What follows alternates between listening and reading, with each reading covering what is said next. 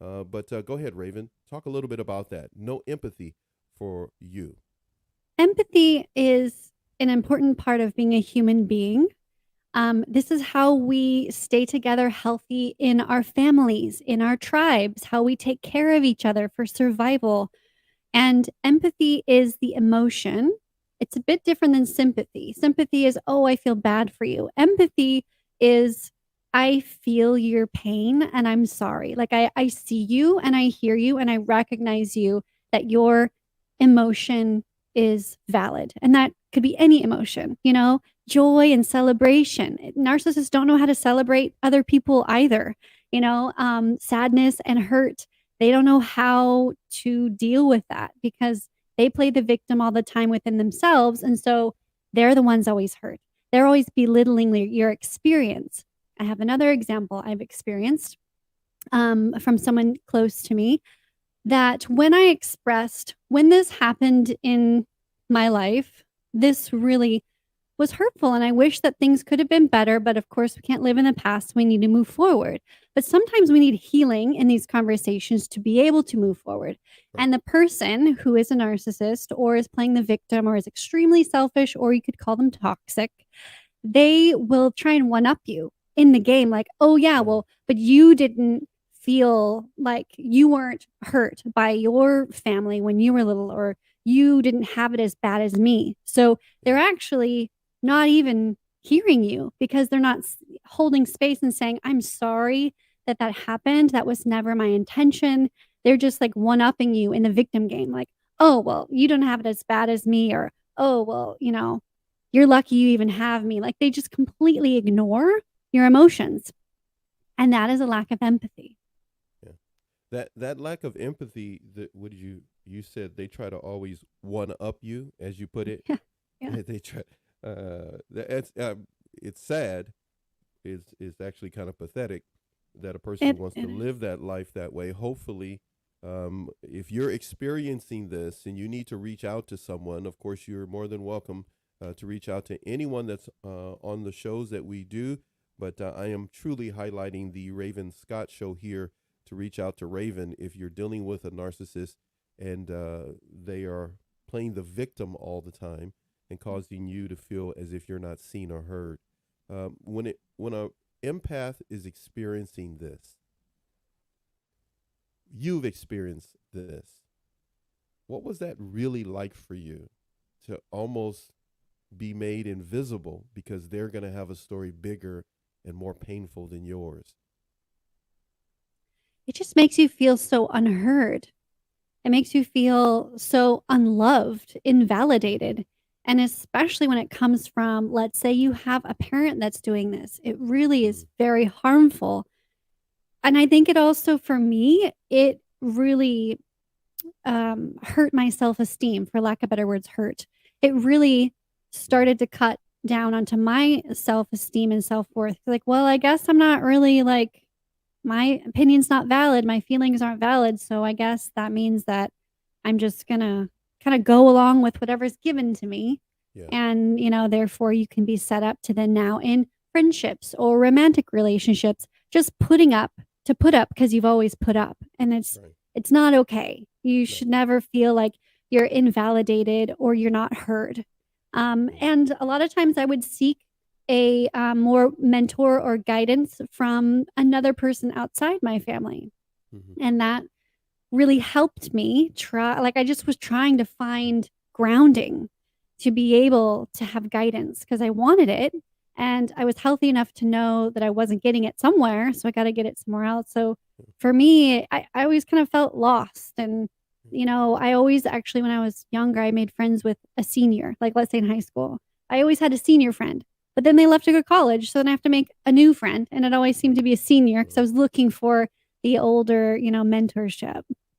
I could see where a person would need to do that because if not, then you're just stuck with that family dynamic or whoever the caregiver is, and now you're going to carry that into every relationship thereafter.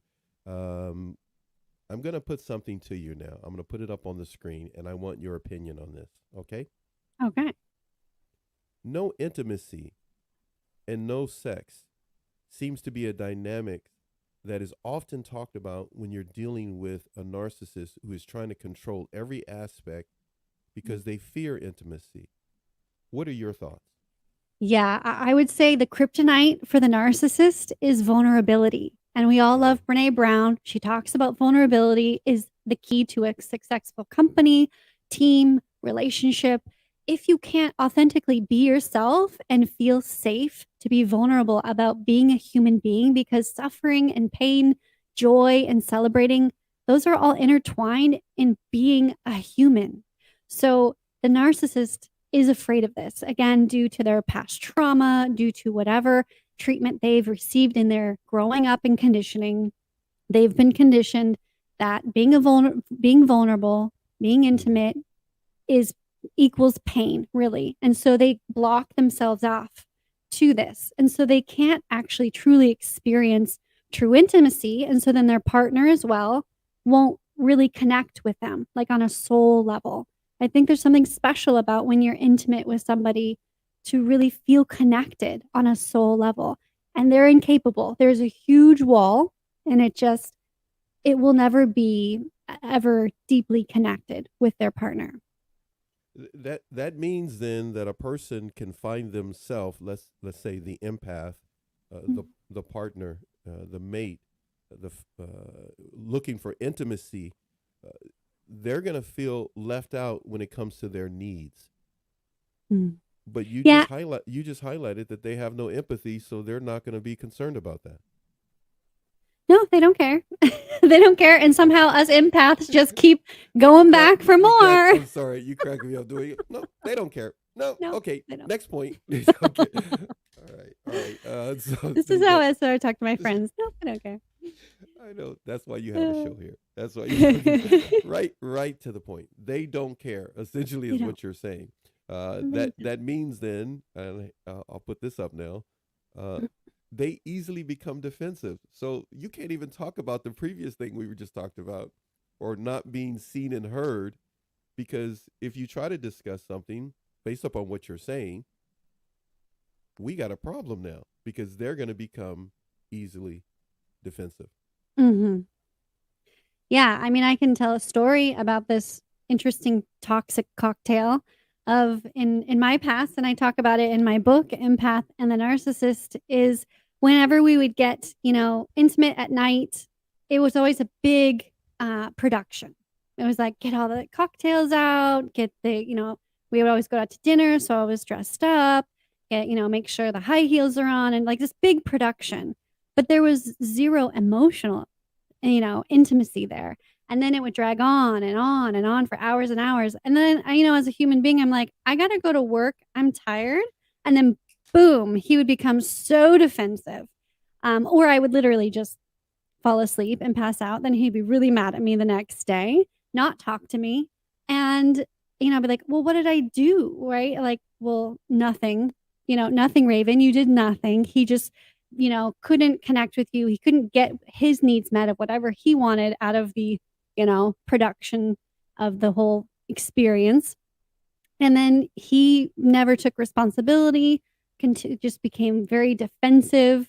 At one point, some really extreme stuff happened. Big fights would occur. Things would be thrown in the house.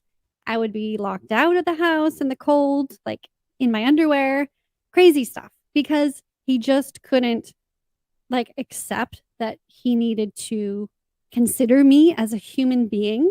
I had a job. Mm-hmm. It's already Mm-hmm. been 4 hours. Like, come on, dude. Like, but he Mm-hmm. got very defensive, and it just turned into a big, huge fiasco, huge fight.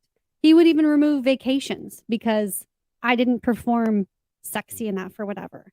And so all of this stuff is the takeaway the narcissist does. All of this is just their smoke and mirrors that they're Mm-hmm. inadequate because that's their Okay. biggest fear in life is that they're inadequate. Smoke and mirrors that they are inadequate. Mm-hmm. I love the way you said that. That's almost like the title of a second book. Yeah, I like that. I like that. You came up with it. I really like that. Well, here we go with the next item to keep in mind when you're dealing with someone who's self-absorbed, self-centered, narcissistic traits and behaviors. Here we go. you wanted to highlight this aspect. Essentially, they have no compassion, or um, well, you say it. Yeah.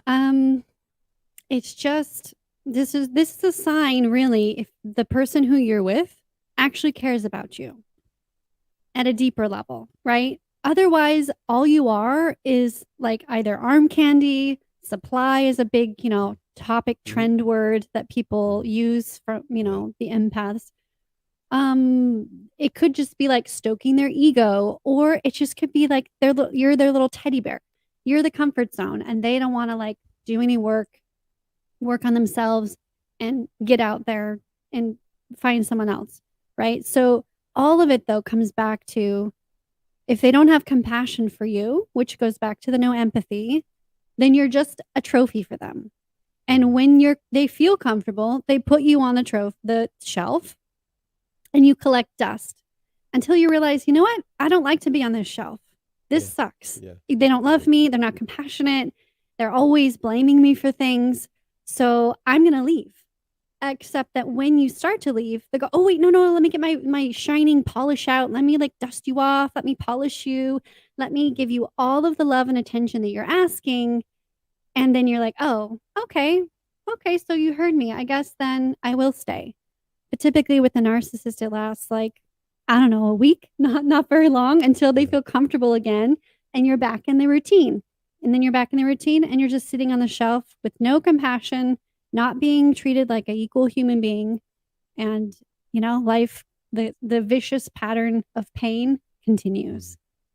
Yeah. We're looking at of the refrain talks about a 10-year marriage to a narc.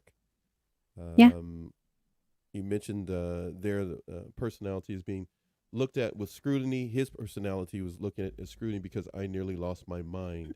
Feel free to address that if you like. I can feel you of the refrain. I was with mine for 10 years and I literally would say out loud, am I taking crazy pills? Like, what is going on? Because the cycle repeats and repeats where they discard you, they have zero compassion, they get comfortable, they blame you for everything.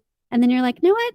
You confide in your friends and they're like, this isn't the way a man should treat you. Mm-hmm. Yeah. Move Right. on, tell him Mm-hmm. what you need, put your boundaries up. Mm-hmm. And then you do, and then they flip everything over on its head. And somehow, because they're master manipulators, you believe the crap that they say to you. You believe that it's your fault. You really, truly are trying to fix the relationship, but you can't, because this relationship that you're stuck in this like literally Groundhog's Day loop, Yeah.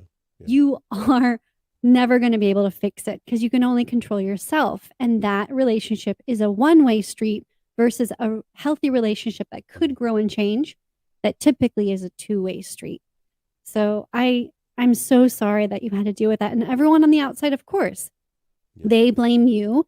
They think you're crazy. Yeah. They Yeah. think that, or they think, why is she staying? She must really be crazy and wish for this torture. But it's not. It's so complicated.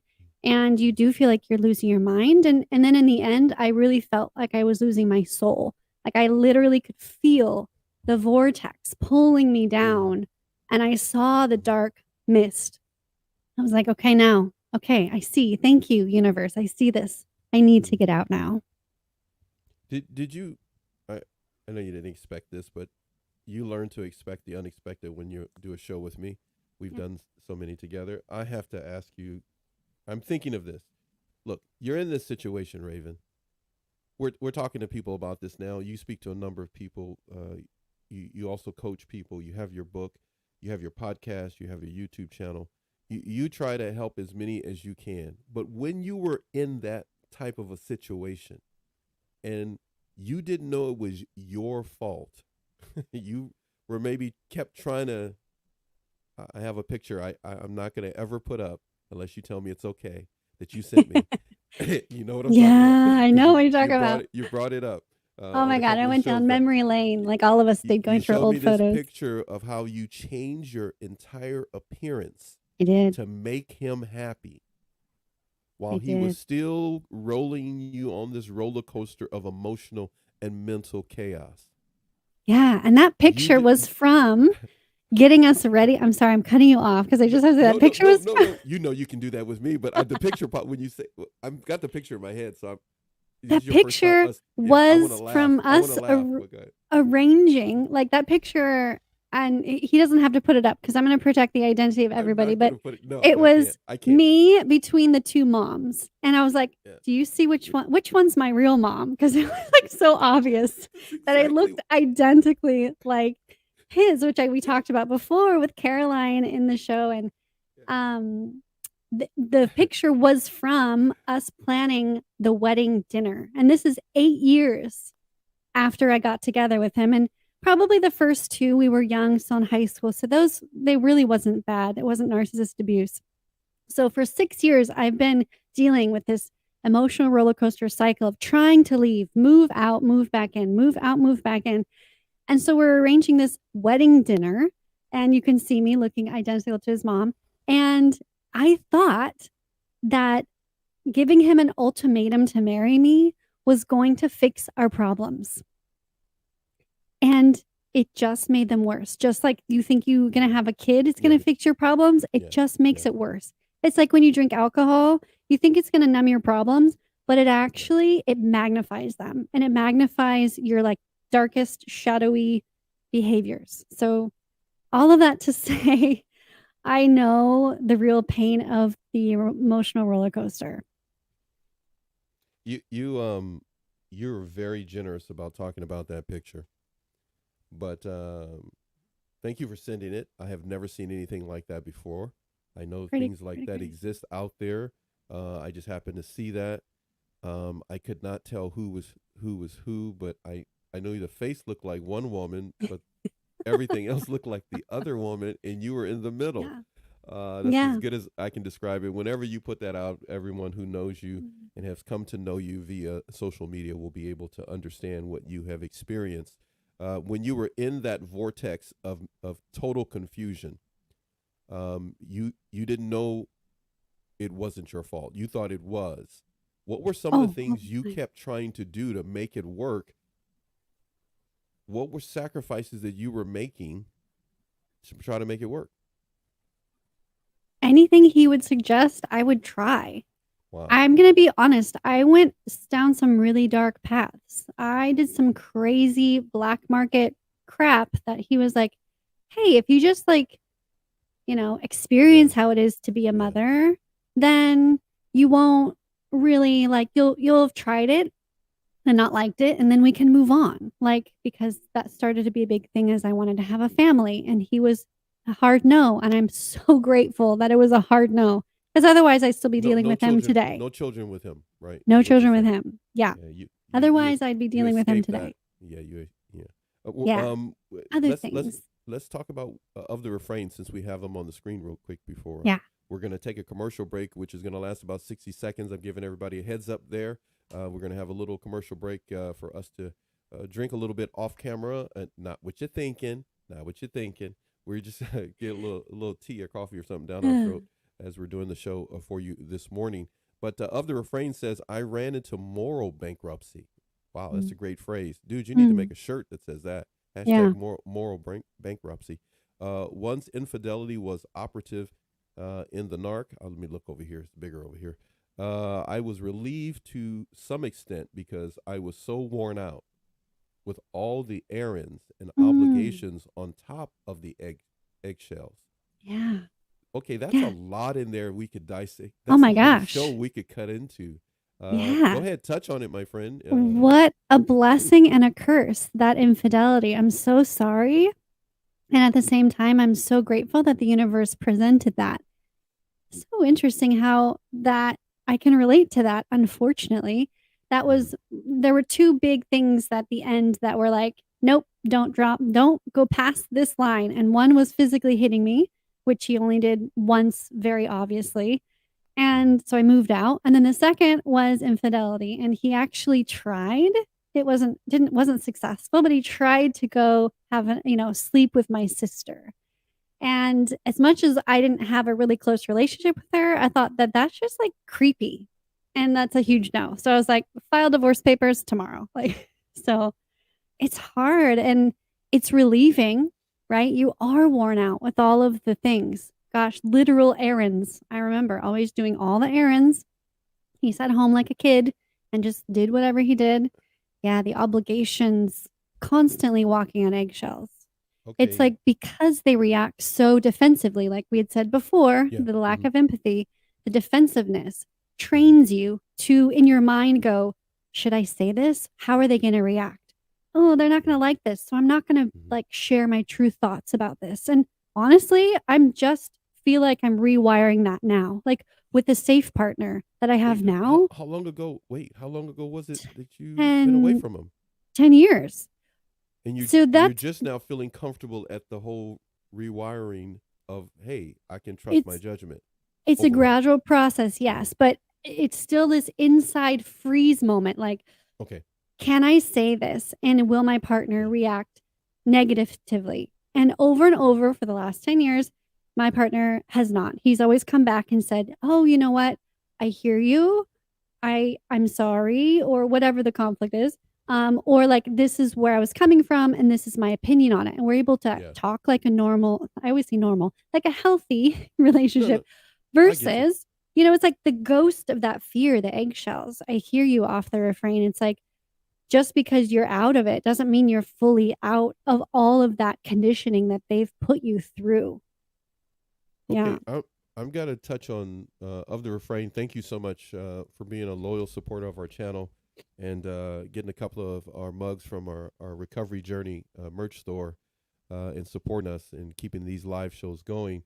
But I gotta touch on something you said there, my friend. You said, and you did too, also Raven, worn out and the errands. You were worn out with the relationship and what it was putting you through. You were worn out with the person. How would you describe being worn out for someone who's just now embarking on being worn out? Are we asking of the refrain to comment? No, he's throwing some other stuff up there. I'll put up in a minute. Go ahead. Okay. You describe what it meant to you being worn out. Being worn out. I was just when you read that over, it's the emotional. Again, like I mentioned, emotional roller coaster. It's being worn out. Like you're literally emotionally burnt out because you're taking all the blame. Mm-hmm. You're taking all of the negative energy, you're taking the responsibility, and then you're trying to, like you said, make sacrifices to make the relationship work. Hmm. So let's say one of the sacrifices is um, okay, so I will never say this phrase again, which is impossible to do. Or I remember even saying, okay, like I'll just put more makeup on, or I'll just wear high heels during sex, and then that will fix it. Like all of these things aren't ever going to fix it because it's not emotional level Mm-hmm. solutions. And so you're emotionally worn out. That's what I Um, interpreted it. that's no a beautiful way to describe it. It really helps a number of times when we do these shows and our guests, or like you're doing right now, as the host of your show here, the Raven Scott Show, to be able to put words to what feelings are. Because a number of the Yeah. viewers write me and mention the fact that, hey, I really appreciate when your guests really talk about and describe that emotion because now they can put words to what the abuse that they're experiencing. And I appreciate you doing Yeah. that, my friend. Um, Errands, huh? So you always had to do errands for the house?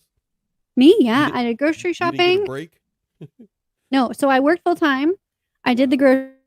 grocery shopping. I also did the alcohol shopping, which was as much as the grocery shopping because we both were alcoholics because we were unhappy in our relationship.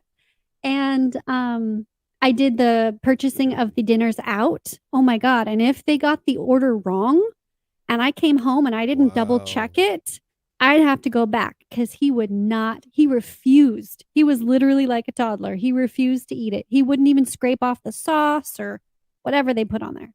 Wow. And he liked things very plain. Well, you know what's so interesting is, and you're not a plain person. I am not. No, Well, you. How did he? I was a blank canvas to Yeah. him. I But remember you said no, that. I remember you said that. He looked at you and went like, "Oh, I can I make something out of love this." variety. I love curry. Yes, I you love do. sauce. I will Yes. eat anything. Yeah. Yeah. I Yeah. find that interesting. I mean, for you to be in that relationship, it was a moment in time for you. But now that you look back, Yeah. you are giving out so much information to help so many younger women, uh, these young ladies getting boyfriends or whatever, Yeah. and they're finding out that they're dealing with very controlling people, Yeah. and that's a sad situation. Of the refrain has said that he's looking for a cave. You're looking for a cave, my friend. He says, Hey, go ahead. hey, do you have the You two can read line that. like me? And You can read no, that one. Go yes, ahead. becoming a monk and retreating to a cave sounds awesome sometimes. Yes. And maybe you have the two line like myself of in your human design chart. It's actually called the Hermit. So I'd love to pull your chart and read that. But yeah, because there's especially if you're carrying the weight in the relationship, of course you want to retreat. That's too much. You're literally bearing the whole relationship, all of the responsibilities of being an adult and the household, the children if there's children involved, the money, right? The career. My money was the actual real money. His money was from his parent. There's just so much on your shoulders that of course you want to retreat and go into a cave.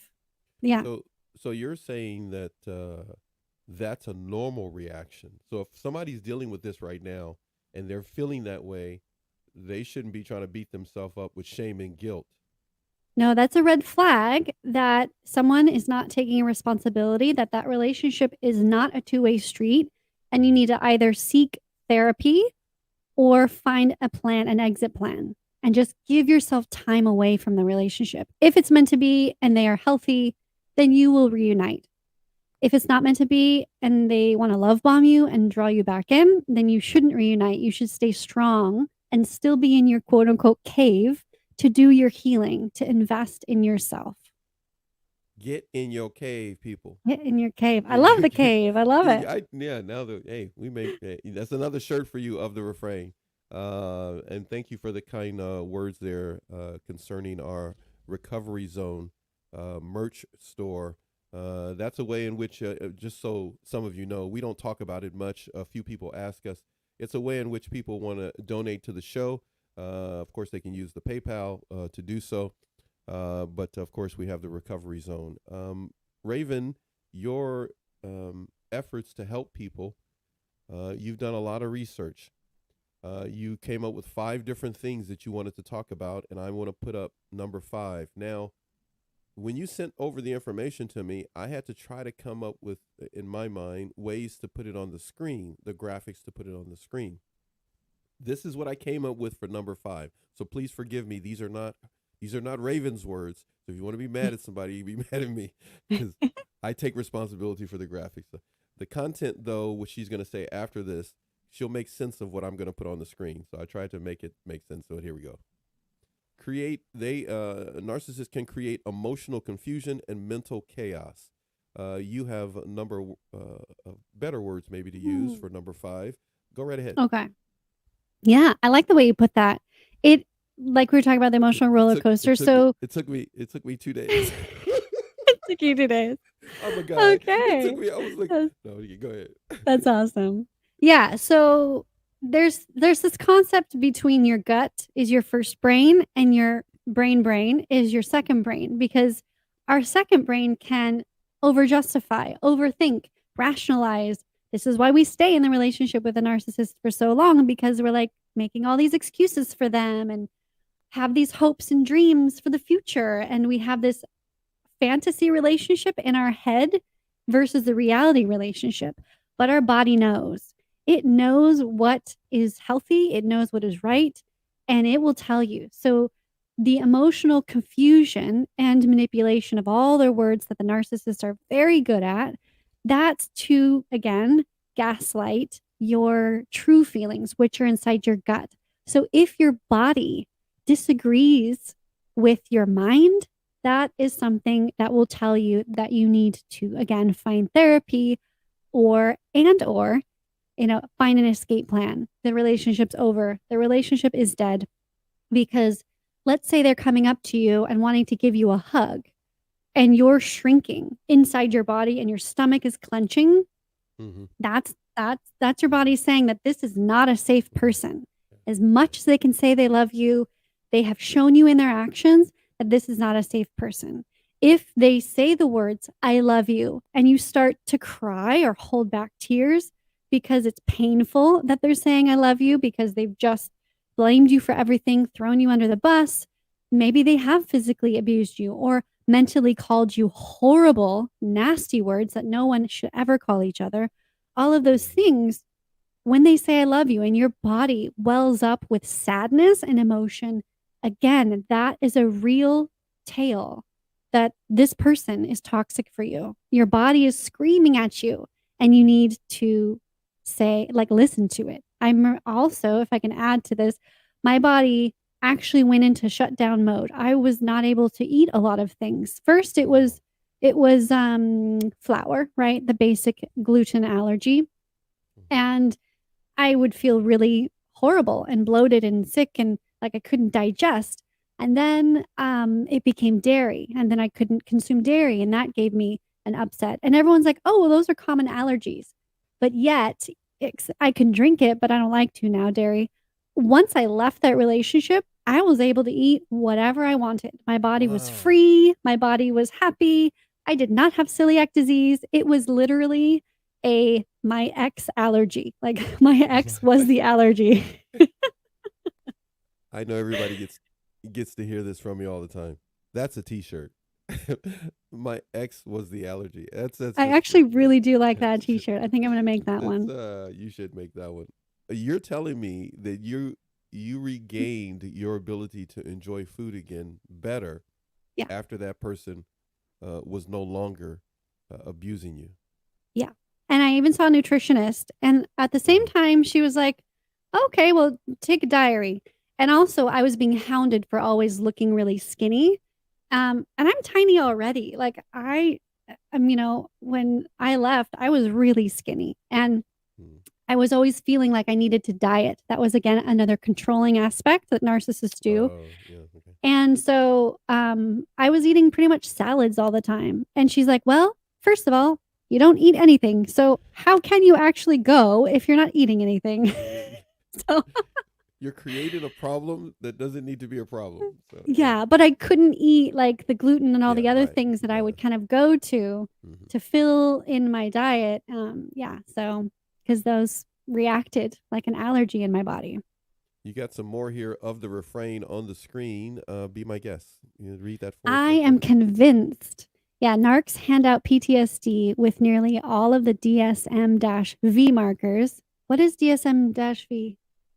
I don't know.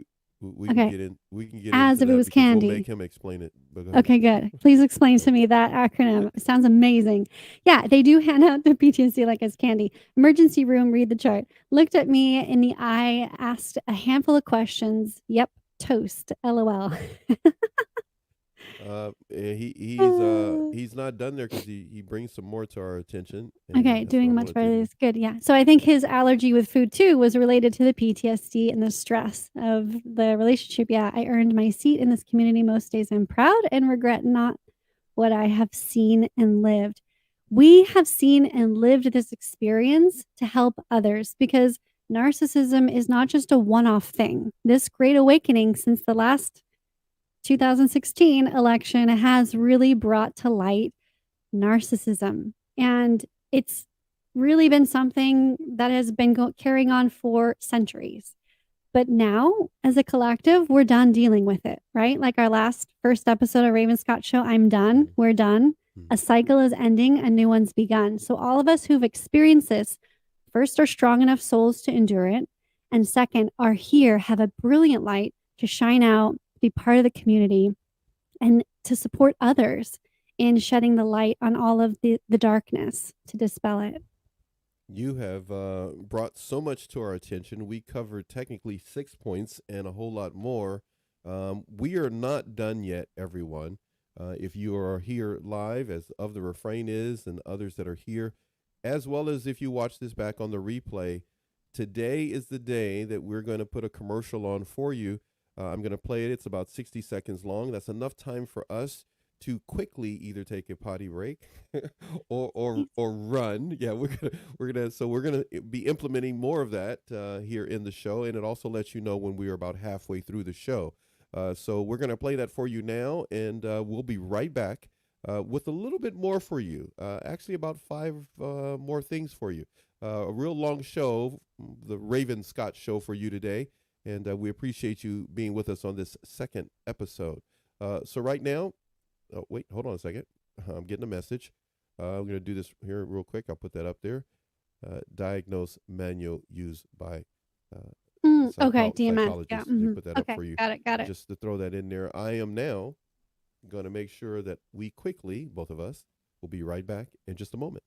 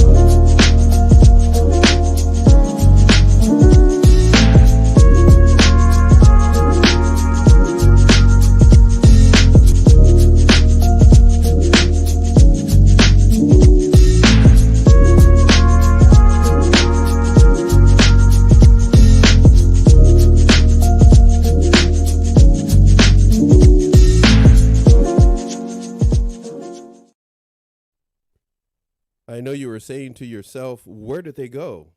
Okay, we let you know where we were heading off to, trying to do our best to make sure that our voices are ready for you and that we are ready for you as well.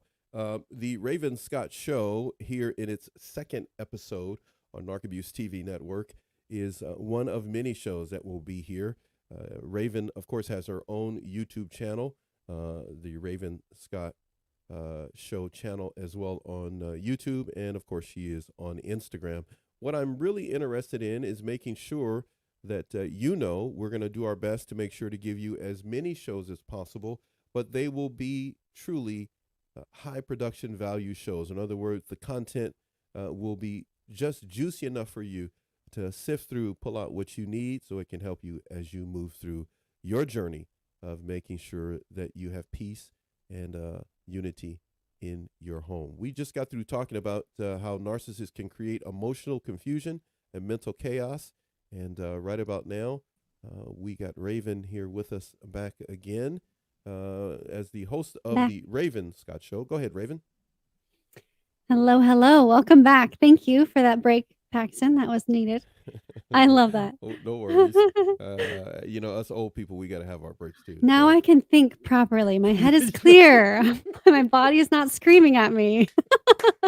We were just talking about the body brain and the brain. I got you, sister. I feel in the same. Listen, this is free TV, but we're not going to torture any of our guests or the host of shows. We're going to be having these commercials, and it gives actually a lot of the people that view the shows here on YouTube. It's a whole nother audience we're gaining here on YouTube. They're like, hey, we understand. They've been so understanding that we will do that. That's such a great community. I really am enjoying YouTube as well, and on my channel. Things are rocking and rolling over there, and we're having a lot of fun talking about human design and narc abuse recovery. You talk about empaths as well. Is another thing that you do. I focus, yes. Yeah, I'm focusing on empaths because I'm an empath, and so I can freely share my experiences, yes, and how to deal with all of that and that empath healing. And we talk about energy updates too. So if you're into astrology and human design, I go through all the different transits every week. It's really been a lot of fun. You are not a person that can be just put into a certain space and made to stay there. And I appreciate the fact that you are adaptable to whatever the circumstance is, and you will speak your mind. Another reason why, or I said to you before we ever started, I don't do shows with just anybody. They have to be talented people that I would be comfortable inviting them to my home, as it were. I'm really You're honored very to talented. be You're your very first talented. show here. Thank you So so you're much. very, very talented, and I'm glad you were the first show that we got going this way. I need to put something up on the screen. It's something that I stumbled across. I offered it to you as a possible aspect to the show. You said Yeah. yes. I needed to respect that because this is the Raven Scott show on our platform and our brand, the two brands coming together, something we got accustomed to doing on Instagram, and now we're doing it here. I'll put this up. And I'm just, we're going to go into a subject right now, everyone. Hopefully, you can see that on the screen. Narcissistic abuse wasn't your fault. And I wanted to do this with you, my friend Raven, because I know you got the right fervor, and I don't have to be the only one that has the fervor. I can be up on my but, soapbox. I'm but excited. yes, that's what I mean. Yeah, thank you. You said it better than I did. A number of people are being abused emotionally, mentally, in a number of other ways from individuals, even if they have not received a full diagnosis of one given direction or another. Selfishness comes in many different forms. People are haughty, self absorbed, and a number of other things in the time that we live in. But this I wanted you to address today, my friend. Hmm. Narcissistic abuse, many people feel it's their fault and they don't even know they're being abused. This is this gets me so amped up because it's so frustrating. There's so many different elements that can happen that I different phrases I hear and I'm like, "Oh, that's so wrong." But it's not your fault. What you're going through, the chaos and confusion, even once you're out of it and you go through your mourning, you're you're sad, you miss your lover because really what you need to do to let go of the narcissist is remove the fantasy of what you thought the relationship was and see it for what it really is, which is really hard. And then you get angry and then you get upset and then you feel like, oh, well, I can't believe I let this happen to me. That's how what I experienced. And then I sort of blame myself. Well, I was, you know, I I was dumb. I was not, able to see the signs.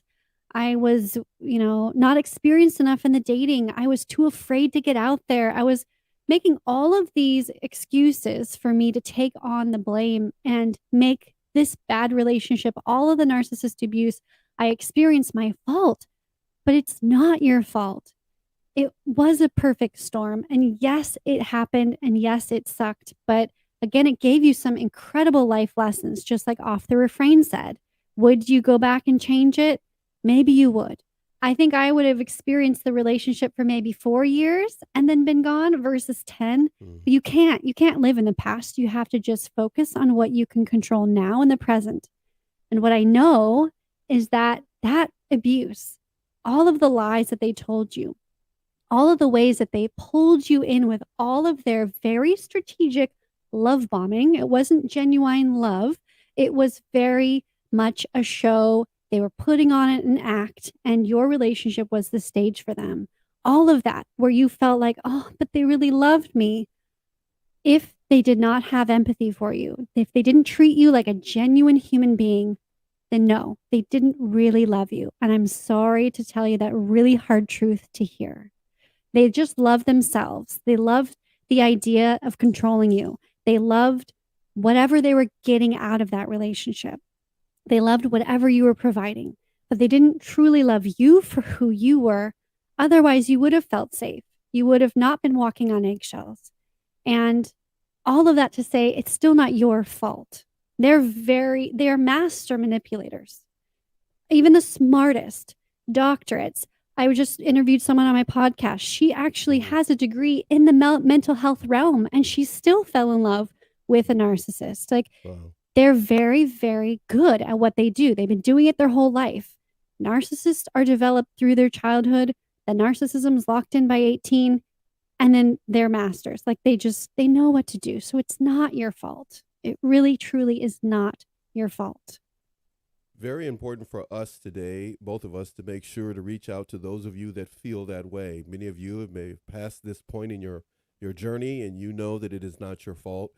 but it is those of the new generation that are experiencing narcissistic behavior traits and qualities, or a full blown diagnosis. It's those individuals that this channel, Narc Abuse TV Network, reaches out to. So thank you so much for doing what you have done by helping others, and what you're saying right now to reach out to them. Of the refrain, you're awesome. Thank you so much for some of the things that you're saying, my friend. I appreciate it. And big hugs to you, and much love to you for being a support to what we're doing here. And we appreciate you being here. This is the second half of our show. We had a commercial break, and now we are going to cover 5 more points. We just touched on the theme of what we're going to be doing. Raven, can you feel free to touch on some of the things you may find here in point number 2? Yeah. So, whatever is wrong in the narcissist's life is not your fault. They will try and make it your fault, but it's not. And typically, again, narcissists come from, like I said, they're formed in their childhood. It's formed by emotional neglect, possibly by trauma, or by enabling, like essentially like an overly spoiled child. There's kind of those 3, and that overly spoiled child typically has taken on an adult kind of partner role to a parent. So those combinations are their life's experiences. It's not yours. Their parenting is not your fault.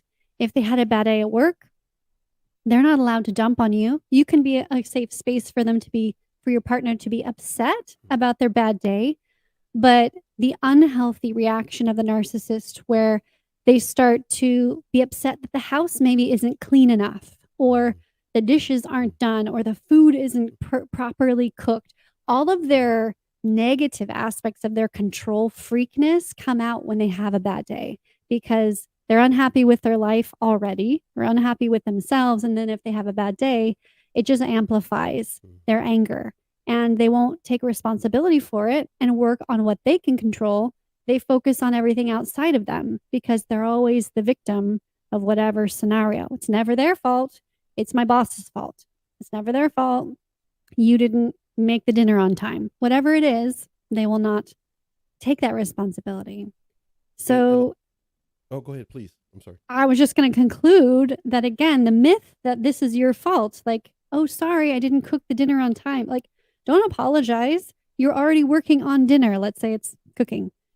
And you're human, you know? Yeah. 5 minutes here or there, it's not your fault. So please do not apologize. Do not take the blame. And they need to put on their big boy or girl pants and be able to wait for 5 minutes. Yeah. You took my comment. That's beautiful. Okay. I was going to ask a question leading to the answer you just gave. It's Okay. something that, hey, you're human. You're not going to get it perfect, and they need to show compassion. And I think that they're attracted to, and or they prey on those who are super empathetic, but also like perfection driven. Maybe because they do feel like the low self-esteem people, like, let's say you also were raised a certain way. And for me, I had low self-esteem for a number of reasons I write in my book. It was really low. I felt like I was like a loser and no one really wanted me, and I was ugly, all these things. So it was like perfect for him. He's like, oh, she's perfect. She feels like crap already about herself, so I can keep dumping on her. And that's what they look for. So what I think is really key, and I always talk about, is your self-worth work, right? Your self-improvement work is key to defend against this. Because you'll always take it upon yourself, right? The perfectionist. Oh, shoot, I should have done this. Then it would be perfect. I'm sorry, I'm guilty. I'm a Virgo. I love things to be perfect. Life isn't perfect. You're not perfect. So if you continue to strengthen your emotional intelligence, your self-development, that's key for defending against all these lies that this particular situation is your fault. Okay, so I have to ask, this pops into my head. He felt you were vulnerable. He could take advantage and manipulate, per se. What age were you? Did you start to recognize, or he felt that way, or was it when you first met? Oh, he was already being very strategic about who he picked when we were 17. Ah, got it. Got it. And I had the luxury of his revealing the secrets when he was upset at the end. Yeah. Oh, wow. But At the end. he was trying to hurt me, but it was actually very enlightening, and I appreciate that he said those things. Okay, you're kind of like, no, really, go ahead. Tell me more. Tell Go me really, more. tell me Yeah. more. Yeah. All right. Yeah, because like you say, I'm an intelligent person. So Oh yeah, once I got my emotional yeah.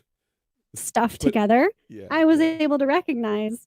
You Yeah, you yeah. became a dangerous weapon against I narcissistic did. abuse. I did.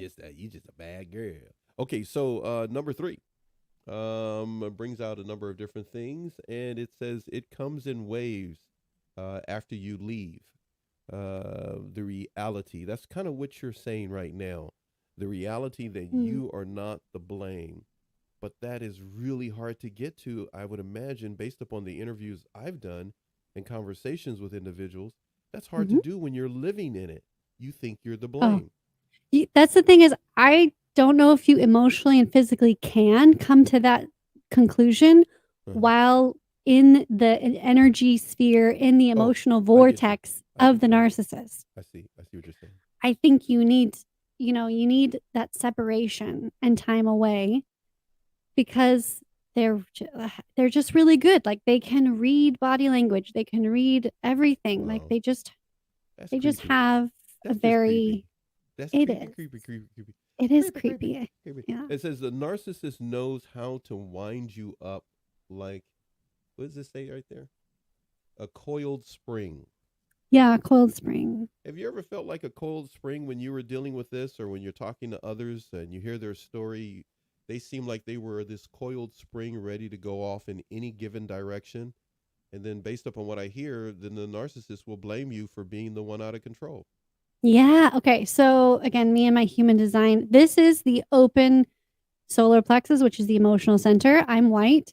And so what happens is you're amplifying the emotions of others around you. So, and also you can, like a coiled spring, you can holding all this inside of you, right? Because you're walking on eggshells. So you don't want to say something that's going to upset them.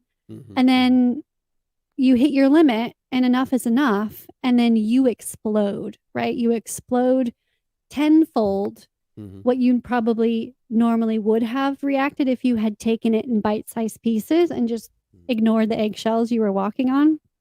Um, and so, yeah, you then they get to, right? They take the opportunity to say, look how crazy you're acting. Look Yeah. at you. You're all, you're throwing things, you're You're all over. yelling, You're all over the place. What's you're wrong with you? being abusive. It's like, so Yeah, then they're yeah. turning what they're doing onto you just because Mm-hmm. you've just had enough. Like you can't take it anymore. And that's um it's just being human. Like you can't Yeah, keep like I just keep imagining like a weight, like you said, with the spring coiled underneath it. It's gonna pop. It's gonna burst. yeah. And matter of fact, one of the lines here. Excuse me. Excuse me, everyone. It says there, so others can see they do this and this happens. Your wild and untamed nature, as it were. They're trying to prove that a person is crazy, and they're actually the one causing the chaos. So Mm-hmm. others can see how unstable you are and how And wonderful they are for putting up with you. It sounds so awful. Um, this like is they're an the experiencing. savior. Yes, Mm-hmm. this is, well, It's it's so almost like they want to frustrating. be. It's almost like they want to come across. Well, Well, let me work yeah, with them and help them to be better. that is covert narcissism right there. Is like, oh well, I'm the savior, I'm the good one. When under Mm, the magician's cloak, they've been poking you with like needles, and they've been doing yeah, all this stuff to hurt you that no one sees because no one can see behind your closed door. yeah, And even if you try and explain it, what happens behind closed doors is extremely hard to put into words. It really is. Like it's so abstract and they're so good at how they manipulate things that honestly, I still can't recount exactly what happened. I just know that I felt like shit. I felt that I got locked out on my patio door. I got pinned against a wall. You know what I mean? Like I got discarded. Vacations were taken away. Could I tell you exactly what happened? No, because it was just like so much fog and emotion. And there was a lot of alcohol in my case. So a lot of memories are wiped away. But that's what they do. Like they're just expert manipulators. And then everyone outside, right? Like they put on the act. Hmm. So everyone sees you at your last straw. And they're just standing there, with the pin hidden behind their shirt sleeve. Well, you mentioned something earlier, and you were breaking it down for us, and you talked about having to leave. In other words, to get the clarity on the reality that it's not your fault. If Mm-hmm. not, the person can be, as I touched on a little bit earlier, filled with shame and guilt. They can believe it's their fault and keep trying to fix something that's broken, but actually the other person doesn't want it to be fixed. They enjoy the chaos and the confusion and the brokenness of a Yeah. relationship. I It's their love the goal. drama. They love the drama. Mm-hmm. Okay, that's a good Mm-hmm. way to put it. They love Mm-hmm. the drama. It says, but after you leave and time and distance is between you and your abuser, you get insights into events that happened. Similar to what you're talking about right now and what Of the Refrain was Yeah. talking about in the show, the points that he was making. It says, you begin to see more clearly the sequence of events and how they did it. That happened with you, yes? Yeah. Yeah. And when you're romantically involved, I would say it takes more years to process it. Let's say if it's a friend or a family member, it might be a little bit easier because there's not Mm. so much like love really does make you blind. Like, so it's a little bit easier to see that in other types of relationships. So you're saying if it's a work Um, relationship or anything other than that, it can have a different type of effect and longevity to it, shorter maybe even, I think but so. I think it's a lot more of other cut and factors. dry. Cut and Mm-hmm. dry. Okay. Mm-hmm. A matter of fact, it says here, you see that you were not a bad person, but a person who was reacting to abuse, poked and Yeah. prodded to the point of explosion. You may have left off. You may have let off. Excuse me. Rephrase that. To the point of explosion, you may have let off steam, said things you didn't want to say. Having the courage to revisit in your mind or on paper those past events help to bring clarity to a muddy, unclear past. Yeah. Your thoughts? Yeah. This is why I love journaling. Um, journaling, and I'm going to get all magical on you, but journaling around the full moon and taking all of those emotions that you feel now, right? Because you're still going to feel upset, anger, bitterness, whatever about that relationship. And then, like, take yourself back if you can without PTSD triggering into that scenario or into a certain night or whatever, an argument, and journal all of that emotion out. So then you can, once you release that and you burn it in a very safe place with nothing around you, like in a steel pot, that actually the energy of all that, like you've gotten it out of your body, you've written it down, and it's now surrendered to whomever you want it to be surrendered to, universe, God, and it transmutes all that. And that's what I did. I just took all of that angerness, all of the tears. I would have tears dropping on my journals, and then I would burn it. And layer by layer, it would be transmuted and taken away. And the healing was truly, able to come to light. It'd be safe to it'd be safe to say before you wrote it out, you were really holding on to a lot. Did you recognize how much you were holding on to as you were writing? Yeah, because then I was transferring it into my current relationship, or if you're with somebody new, or like you're continually transferring what you're holding on to Oh, emotionally and that pain let me see if I understood what you into just another said. relationship. Did you just say that you? Oh, so you did the writing before? You did the writing after you were already in another relationship. Oh yes, I So you I were met already bringing some my of the old, yeah the pain that was caused in the yeah new. But once you were able to write it out, you were releasing not just yourself, but technically the person, the good person you're with right now, so that you yeah can. from that torture. I'm just throwing it out there. Totally. I was trying not Yeah, to say torture, but he's very you grateful said for it. that. Yeah, But yeah, yeah, uh, You got a good Yeah, man then. and this is years. I discovered this journal thing years after I went through therapy. I Yeah. did a lot of other different healing modalities. But to be honest, this was the most powerful one that I found because literally it would just be gone. I wouldn't think about it. I wouldn't feel those negative emotions that I had specifically to that layer anymore. It was sacrificed. It was transmuted. Wow. Well, of the refrain is throwing some more juicy information to us there. Could you address what he's got there for you on Yeah, he says the that Raven Scott show here? Go ahead. yeah, then the narc has served, should have. So his narc should have served time in prison. She has been beating on men since her adolescence. I do not hit women, but my God, the fury. Yeah, okay, so she's physically hitting, yeah, that she would urge me to. Again, a handout PTSD. Yeah, it's almost like she was goading you. And she probably had some strategy behind that to blame you on the abuse instead of her. Wow. And yeah, Wow. I see that. It's That reminds me of what's happening, not specifically hitting, possibly. Oh yeah, wait, hitting with Johnny Depp and his ex, I where am. she's blaming them. I'm gonna show you how lame I am, Raven. I What? for the first time watched part of that this morning.